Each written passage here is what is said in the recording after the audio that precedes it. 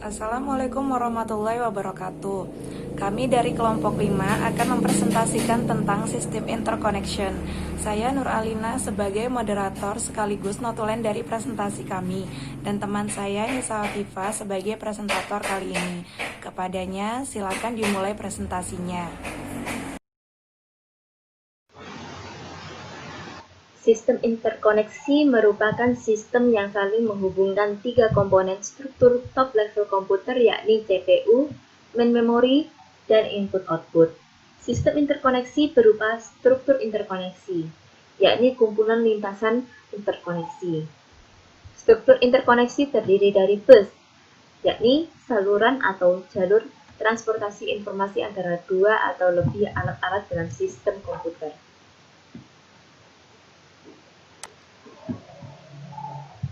Tiga proses input dan output yang melalui struktur interkoneksi ada tiga, yakni memory interconnection, input-output interconnection, dan CPU interconnection.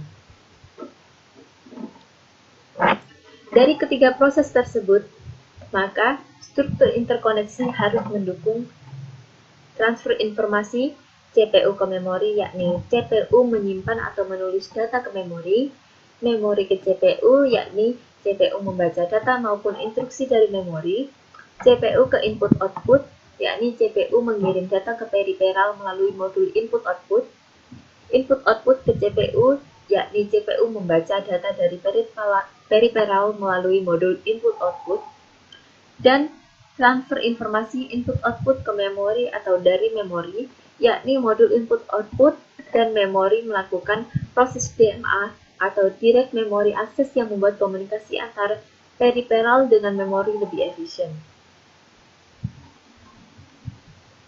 Nah, tadi kan katanya bus adalah jalur transportasi informasi alat-alat dalam sistem komputer. Berarti bus ini digunakan secara bersama-sama. Kalau gitu datanya bisa crash dong. Untuk mengatasi hal tersebut, maka bus disusun ke dalam sebuah struktur bus. Bus dalam struktur bus nantinya dikategorikan sebagai berikut, yakni ada tiga, data bus, address bus, dan control bus. Data bus ini sebagai jalur transportasi data dan instruksi. Address bus sebagai jalur transportasi alamat di main memory untuk data atau instruksi yang akan diambil atau direkamkan.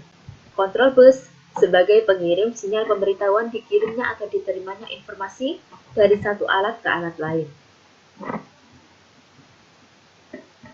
Sinyal yang dikirimkan melalui control bus itu ada dua, yakni sinyal pemantauan dan sinyal perintah. Sinyal pemantauan untuk menandakan validitas data dan alamat, sedangkan untuk sinyal perintah untuk membentuk suatu operasi. Control bus meliputi 1. Memory write, yakni untuk memerintahkan dituliskannya data pada bus ke lokasi alamat. 2. Memory read, memerintahkan ditempatkannya data dari lokasi alamat pada data bus. 3. Input-output write, memerintahkan dikirimkannya data pada bus ke lokasi port input-output. 4. Input-output read, yakni memerintahkan didapatkannya data dari port input-output pada data bus. 5. Transfer ACK, menunjukkan data telah diterima dari bus atau data telah ditempatkan pada bus. Keenam, bus request menunjukkan bahwa modul memerlukan control bus. 7. Bus grant, menunjukkan modul yang melakukan request telah diberi hak mengontrol bus. 8. Interrupt request, yakni menandakan adanya penangguhan interupsi dari modul. 9. Interrupt ACK, yakni berfungsi menunjukkan penangguhan interupsi telah diketahui CPU. 10. Clock, yakni untuk mengontrol sinkronisasi operasi antar modul. Dan 11. Reset, menginisialisasi seluruh modul.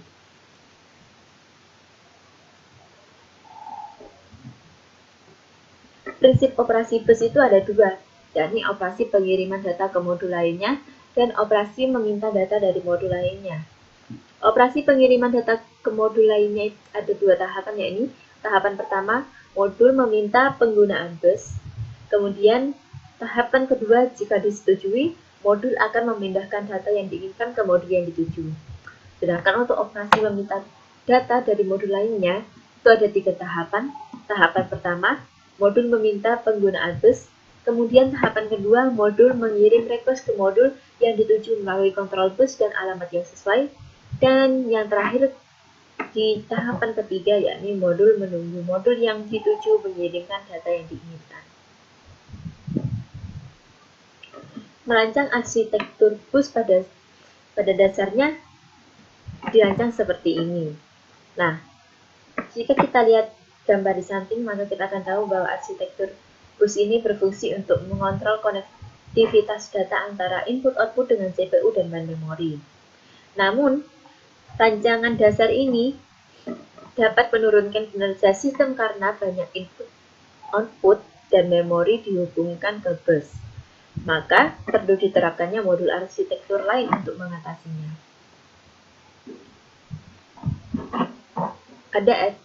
Berikut ini merupakan arsitektur tradisional bus. Jadi, di arsitektur ini, local bus berfungsi untuk data yang berhubungan dengan sistem pemrosesan data.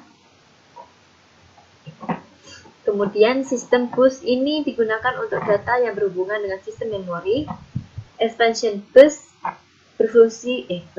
berguna untuk data yang berhubungan dengan peripheral input-output. Kemudian peripheral high speed dari arsitektur ini berupa network, SCSI, video, dan grafik. Kemudian peripheral low speed dari arsitektur ini berupa modem, fax, dan serial.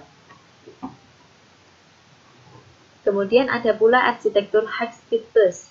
Di sini local bus, sistem bus memiliki fungsi yang sama dengan arsitektur sebelumnya.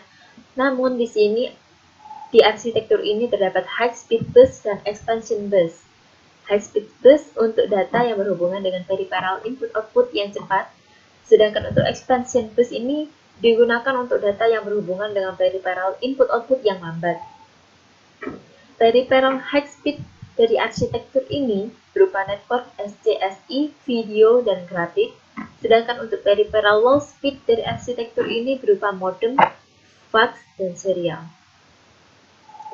Apa perbedaannya arsitektur tradisional bus dan arsitektur high speed bus? Nah, arsitektur tradisional bus ini menggunakan single bus system di mana peripheral low speed dan peripheral high speed dikoneksikan pada expansion bus, sehingga kinerja busnya lambat dan kurang optimal. Contohnya, bus ISA. Sedangkan arsitektur high speed bus menggunakan multi-bus system di mana peripheral low speed dikoneksikan pada expansion bus dan peripheral high speed dikoneksikan pada high speed bus sehingga kinerja busnya cepat dan lebih optimal. Contohnya, bus PCI. Parameter perancangan bus. Dalam merancang bus terdapat beberapa parameter, yakni jenis bus. Apakah bus berupa dedicated bus atau bus yang hanya menyalurkan data tertentu saja, atau multiplex bus atau bus yang dapat menyalurkan data yang berbeda-beda. Kemudian, metode arbitrasi. Apakah metode yang digunakan yakni metode tersentralisasi, di mana setiap modul menggunakan arbiter, atau metode terdistribusi, di mana setiap modul menggunakan akses kontrol logik. Kemudian timing, apakah timingnya menggunakan pewaktuan sinkron, di mana event bus ditentukan oleh clock dan tiap satu siklus hanya untuk satu event, atau pewaktuan asinkron, di mana event bus yang terjadi tergantung event sebelumnya, sehingga kerja modul tidak serempak. Kemudian, lebar bus. Seberapa lebar address bus dan data bus. Dan yang terakhir, tipe transfer data. Apakah bus mampu mendukung write, yakni menaruh data pada database begitu alamat stabil dan ada kesempatan untuk mengetahui alamat tersebut. Read, yakni menaruh data pada database setelah mengetahui alamat dan mengambil datanya. Read modify write, yakni read yang diikuti write ke alamat dengan tujuan yang sama untuk melindungi sumber daya memori. Read after write, yakni write diikuti read dari alamat tertentu. Dan block, yakni operasi di mana siklus alamat diikuti siklus data selama transfer data. Terima kasih. Sekian presentasi dari kami kepada audiens. Silahkan dimulai sesi tanya jawabnya. Assalamualaikum warahmatullahi wabarakatuh. Perkenalkan, nama saya Dina Aisyah Afandi. Bisakah menjelaskan gambar interconnection pada slide ketiga? Demikian dari saya. Wassalamualaikum warahmatullahi wabarakatuh. Oke, saya akan menjawab pertanyaan dari Dina. Yang pertama, memori umumnya terdiri dari n-word memori dengan panjang yang sama. Masing-masing word diberi alamat numerik yang unik dari 0, 1, 2, hingga seterusnya. Word dapat dibaca maupun ditulis pada memori dengan read and write.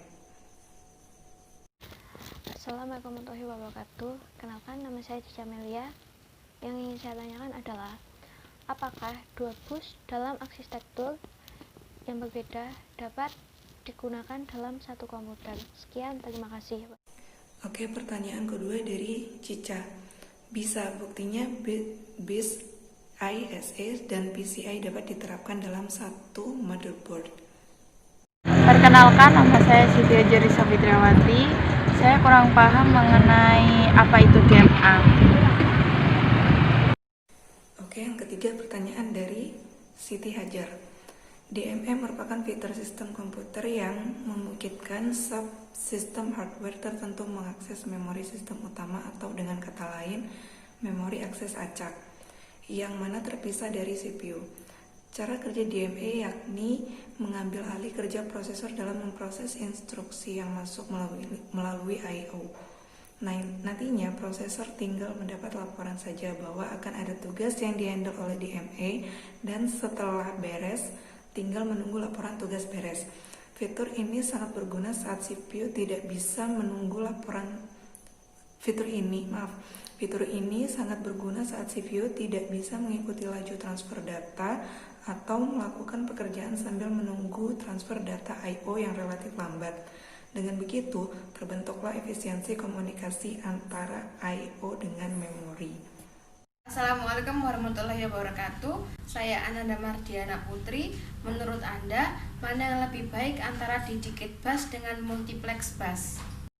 Oke, jawaban yang keempat, pertanyaan dari Ananda. Dedicated bus lebih cepat karena hanya fokus menyalurkan data tertentu saja, namun butuh saluran yang lebih banyak agar dapat menyalurkan semua data. Sedangkan multiplex bus tidak butuh saluran yang banyak karena satu saluran dapat menyalurkan macam-macam data, tetapi kecepatannya jadi lebih rendah dan perlu mekanisme yang kompleks untuk meminimalisir data yang multi-kompleks.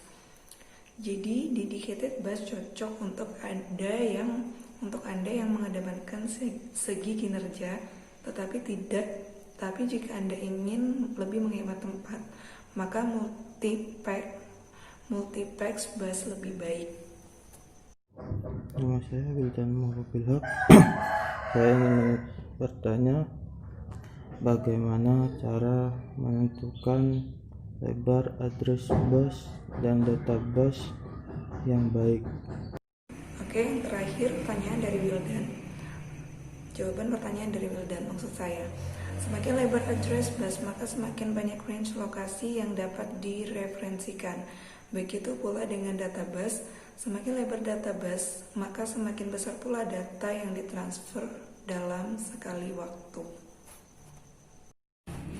Sekian presentasi dari kami. Mohon maaf bila presentasinya masih banyak kekurangan. Kritik dan saran yang membangun sangat kami apresiasi. Terima kasih atas perhatiannya. Wassalamualaikum warahmatullahi wabarakatuh.